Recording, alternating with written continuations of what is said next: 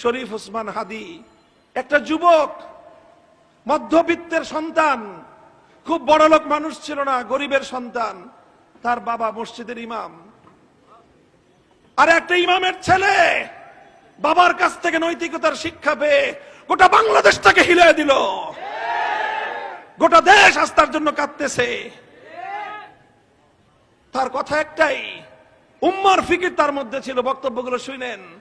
আলেম সমাজকে সম্মান করত, আলেমদের কাছ থেকে ইসলামের রাজনৈতিক দর্শন শিক্ষা গ্রহণ করত। এটা আমাদের যুবকদের মধ্যে পরিবর্তন আসতে শুরু করেছে। আল্লাহ পাক রব্বুল আলামিন আমাদের এই ভাইয়ের শাহাদাতকে কবুল করেন। তার শাহাদাতকে উসিলা করে আল্লাহ নতুন প্রজন্মের মধ্যে আরেকটা বিপ্লবের চেতনা তৈরি করে দেন।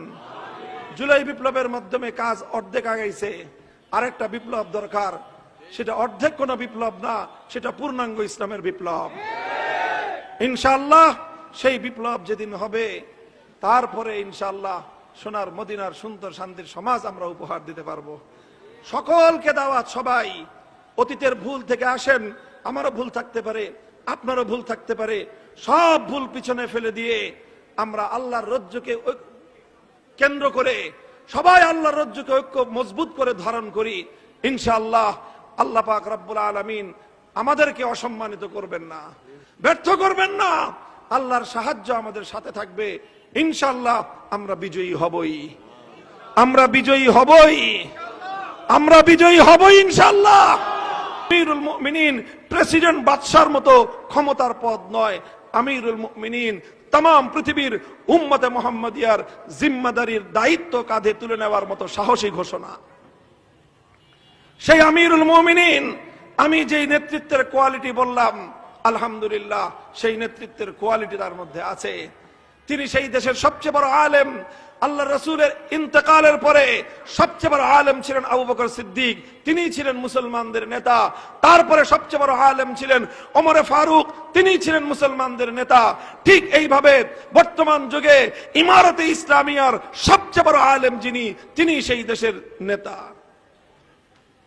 আলহামদুলিল্লাহ। এবং তাদের অন্য কোনো কাটছাট করতে হয় নাই। তারা পিওর ইসলামকে ধারণ করেছেন।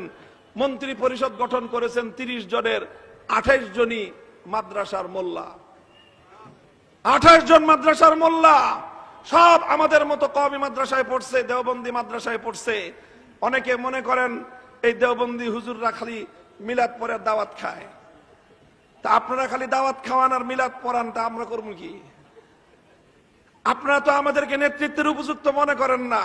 আমাদের চেয়ে চোর বাটপাররাই আপনার কাছে নেতৃত্বের উপযুক্ত বেশি মনে হয়। দোষটা দেন আমাদেরকে যে হুজুররা খালি মিলাদ পড়ায় আর দাওয়াত খায় আর বিয়া পড়ায় বিয়া খসায়। তো আমাদের দোষটা কি? আমরা তো বারবার বলতেছি নেতৃত্বের দায়িত্ব আমাদের হাতে তুলে নিয়ে দিয়ে দেখেন। আমরা চ্যালেঞ্জ করে ঘোষণা করতে পারি, এই জাতি, এই সমাজকে আমরা প্রচলিত যে কোনো সমাজ ব্যবস্থার চেয়ে আল্লাহর কোরআনের ব্যবস্থার মাধ্যমে 1000 গুণ বেশি উন্নত সমাজ ব্যবস্থা আমরা উপহার দিতে সক্ষম। আলহামদুলিল্লাহ আমাদের মতো মোল্লারা সেগুলো করে দেখায় দিছে। এগুলি এখন আর শুধুমাত্র গাল গল্প না, রিয়ালিটি। 2025 সালের রিয়ালিটি এটা। 2021 সালের 15ই আগস্ট তারা ক্ষমতা হাতে নিয়েছিল, আর এখন চলতেছে 2025 সালের ডিসেম্বর মাস। কয় বছর হয়েছে? 4.5 বছর। 4.5 বছর। এই 4.5 বছরে মোল্লারা যা করেছে সারা দুনিয়ার সুটেড কুটেড বুটেডরা মিলে তা পারে নাই করতে।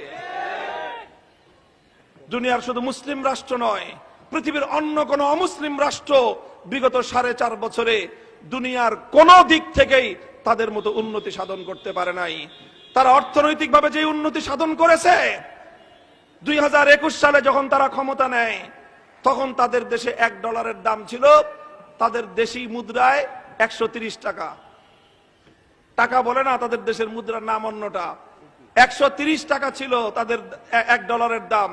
আর এই গত সেপ্টেম্বরে আমি দেখে এসেছি সেই দেশে এখন $1 দাম হলো তাদের দেশের টাকায় 65 টাকা। কয় টাকা?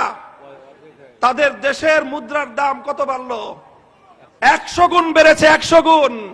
আর 2021 সালে আমার বাংলাদেশে $1 দাম ছিল 100 টাকার কম। আর আজকে বাংলাদেশে ডলারের দাম 122 টাকা সর্বনিম্ন, 125 টাকাও কিনতে হয়। বাংলাদেশের ডলারের দাম বাড়লো 125 টাকা, শতকরা 25% বেড়েছে। অর্থাৎ আমার দেশের মুদ্রার মান 25% কমেছে, তাদের দেশের মুদ্রার মান 1000% বেড়েছে। পার্থক্য একটাই, তোমার দেশে নেতৃত্ব দেয় নোবেল জয়ী অর্থনীতিবিদ, সেই দেশে নেতৃত্ব দেয় মোল্লারা। তোমার দেশে অর্থ ব্যবস্থা চলে পুঁজিবাদী অর্থ ব্যবস্থা, সেই দেশের অর্থ ব্যবস্থা চলে আল কোরআনের যাকাত ভিত্তিক অর্থ ব্যবস্থা। কোরআনের যাকাত ভিত্তিক অর্থ ব্যবস্থার সার কথা কি জানেন? কোরআনের অর্থ ব্যবস্থার দুইটা মৌলিক নীতি। কয়টা? দুইটা মৌলিক নীতি। একটা আল্লাহর কোরআনের সূরাতুল হাশরের মধ্যে বর্ণিত হয়েছে, কাইলা ইয়াকুনা দুলাতাম বাইনাল আগনিয়া মিনকুম। ইসলামী অর্থ ব্যবস্থার মূল নীতি হলো সম্পদ নির্দিষ্ট একটা শ্রেণীর মানুষের কাছে কুক্ষিগত হওয়া চলবে না।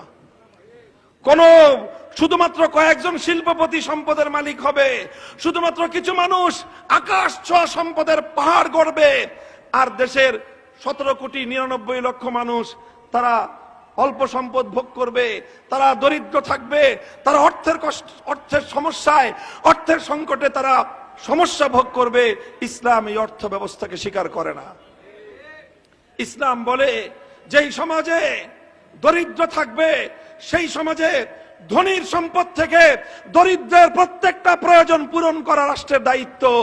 যদি দরিদ্রকে যাকাত দেওয়ার পরেও দরিদ্রের অভাব থেকে যায়, ধনীর উদ্বৃত্ত সম্পদ থেকে গরিবের মৌলিক প্রয়োজন পূরণ করার জিম্মাদারি সরকারের। আমরা খালি মুখস্থ করে নিয়েছি যাকাত 2.5% দিলেই হয়ে যায়। হ্যাঁ, 2.5% দিলে হয়ে যায়। কখন?